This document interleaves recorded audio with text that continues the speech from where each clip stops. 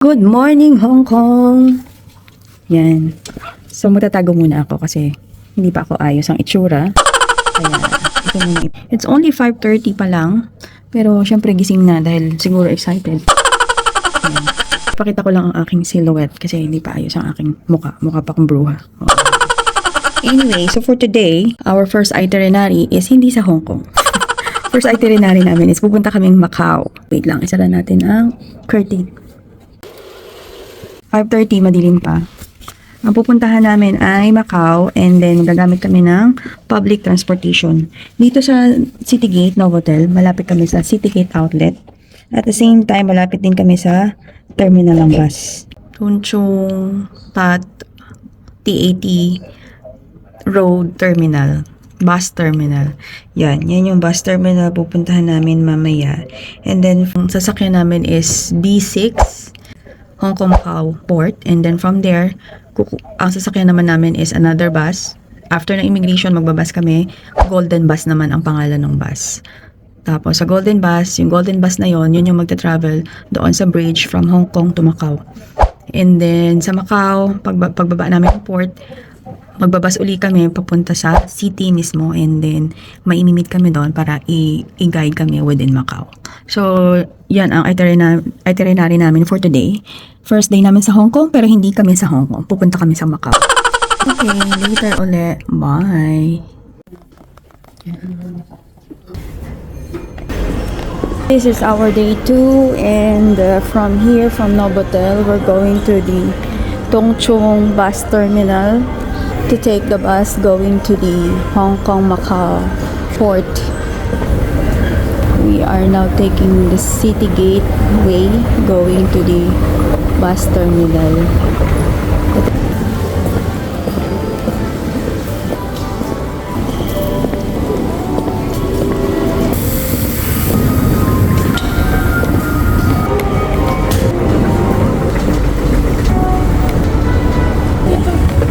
Dito.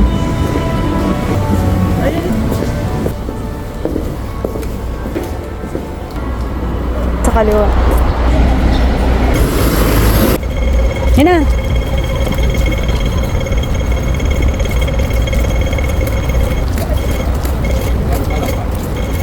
Ano, ito yung pupuntahan natin. Hong Kong Port of Hong Kong Siang Macau Bridge. B6 ang hahanapin. So, dinire-diretso lang namin yung kalye, and then may B6. Yongping yan, B6. Ayan, B6. Ito. May mga ano siya. May mga pila. B6 ang hinahanap namin. Mahirap din talaga makapag-communicate pala.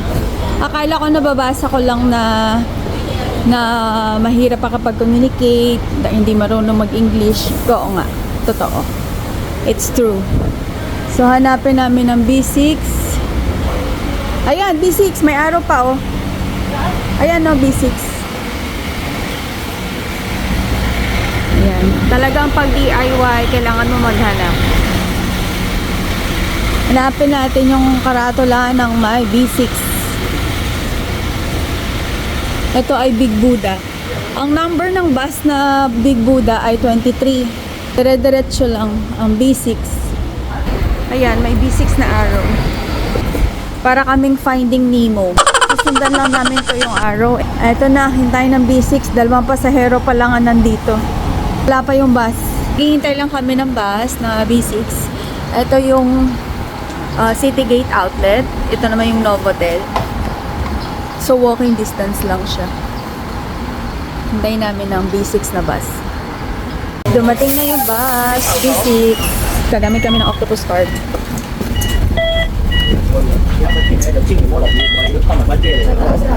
Pwede. Ay, di ka, okay lang. Okay lang, covered naman siya eh. Experience daw niya yung itaas, so dito kami sa taas. Upper deck.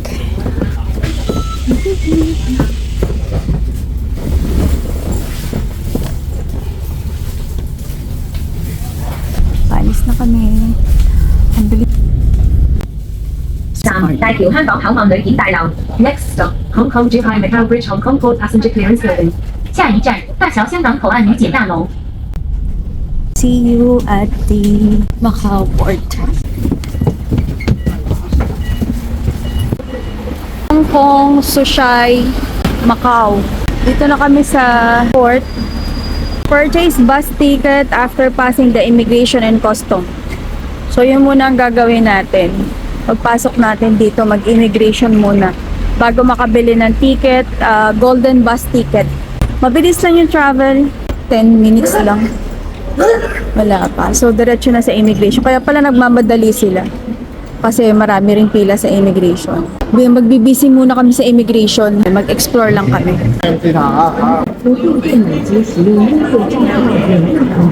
Ito, gold bus. Ito yon, gold bus. Bibili kami ng ticket pagkatapos namin sa immigration. Para ka nakagraduate pagkatapos ng immigration. Bili muna kami. Purchase ticket. Ito Macau. 1. Nakalagay 1. We have 2. O pwede yan 2. Hindi ka siya. Confirm.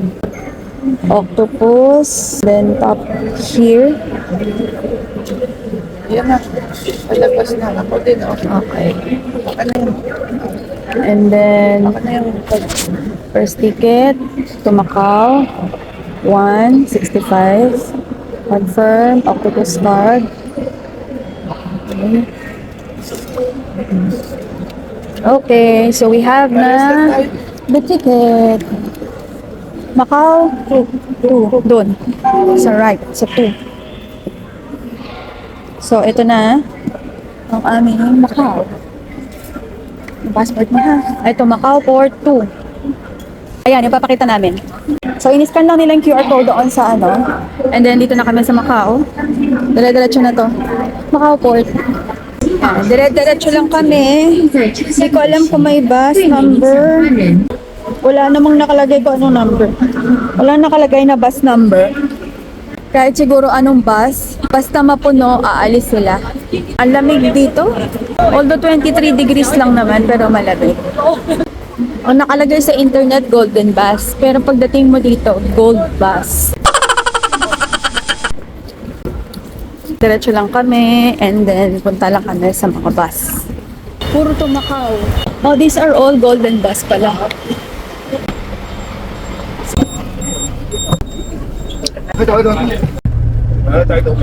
Wala ka nang makita sa ulan. Medyo maulan. Sana pagdating namin ng Macau, hindi masyado. It's already 9:58, so anytime soon siguro makakarating na kami ng Macau. So yan na siya. Marami na siyang mga building. Kaya lang hindi clear kasi maulan. Dito na kami. Oh, malamig. Welcome to Macau. Diba? Mas malakas ang ulan dito. Ano kaya mangyayari sa atin sa ano? What will happen to us in Macau kahit maulan? Yes.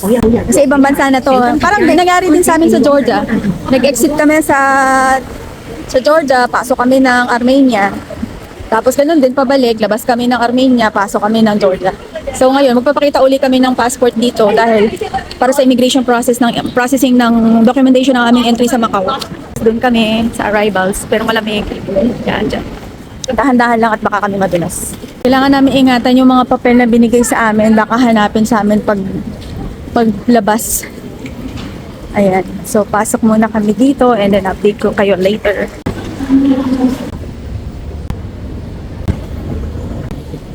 Kung ano, sa elevator. Ayan. Ito na, immigration na to. Immigration na yon. Dito, nakalabas na kami sa immigration. And then, to Macau. Yan, to Macau.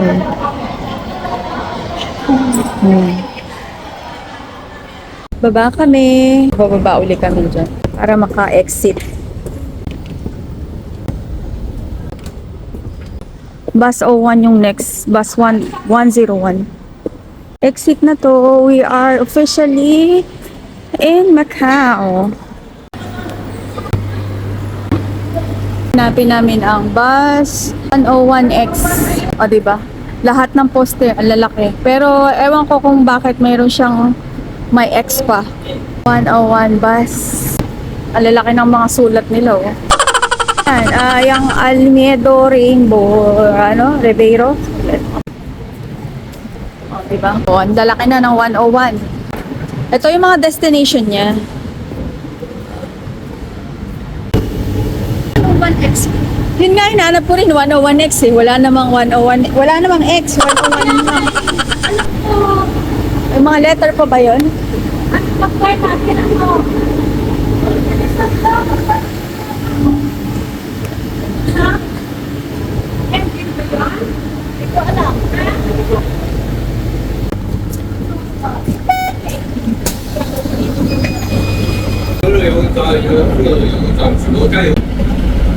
We are here in Macau. We're already in a inside the public bus.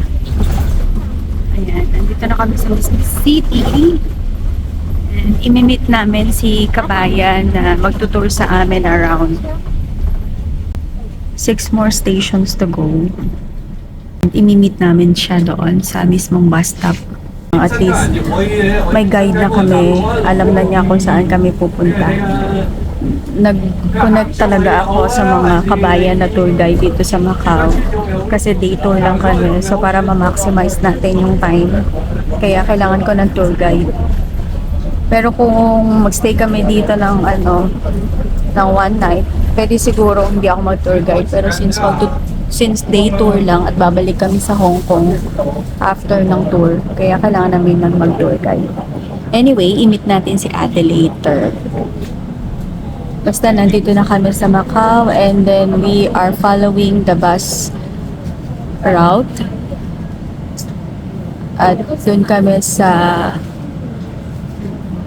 Ribera Almeida Station. We are already in the Guimarães Station. Doon kami bababa sa Almeida Ribeiro Typhoon Station. One more station to go and then bababa na kami. We are here in Almeida Ribeiro Typhoon Station. So hinihintay na lang namin yung aming tour guide for today. Habang naghihintay ako ng aming tour guide, yung kasama ko ayun, busy-busy. Bumibili ng jewelry. Ng ginto. Dumayo pa siya dito, di ba? Para bumili ng ginto. Abangan ang susunod na kabanata.